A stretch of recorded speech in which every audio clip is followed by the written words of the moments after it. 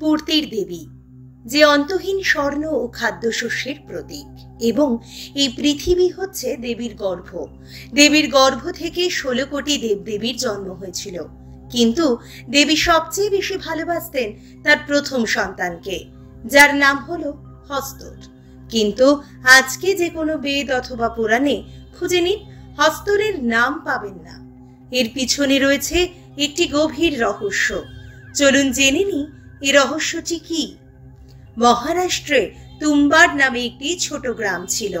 বলা হয় তুম্বাড গ্রামটি দেবদেবতা দ্বারা অভিশপ্ত, কারণ এখানকার লোকেরা একটি মন্দির নির্মাণ করেছিলেন যেখানে তারা হস্তরকে পুজো করতেন।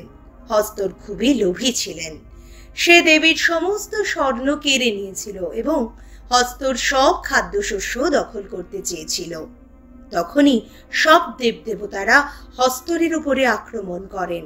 হস্তরের নিধন হওয়ার আগে দেবী পূর্তি হস্তরকে বাঁচিয়ে নেন, কিন্তু হস্তরকে বাঁচানোর একটি শর্ত ছিল।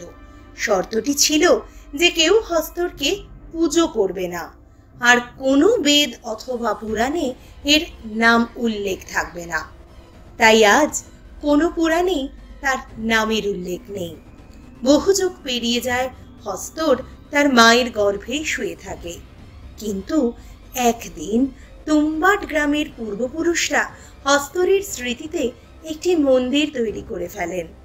তবে থেকে দেবদেবতাদের ক্রোধ বৃষ্টি হয়ে নেমে আসে তুম্বাড গ্রামে।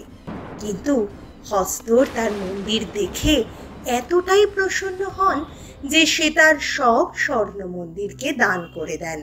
কিন্তু সেসব স্বর্ণ মন্দিরে কোথায় আছে কেউ জানে না। লোকেরা সেই স্বর্ণ পাওয়ার আশায় মন্দিরের ভিতরে তো যান, কিন্তু মন্দির থেকে ফিরে আসতে পারেন না। ভালো লাগলে ভিডিওটিকে লাইক করুন আর নিজের প্রিয় লোকেদের সঙ্গে শেয়ার করুন। আর এরকমই রহস্যময়ী কাহিনী দেখার জন্য চ্যানেলটিকে সাবস্ক্রাইব করুন।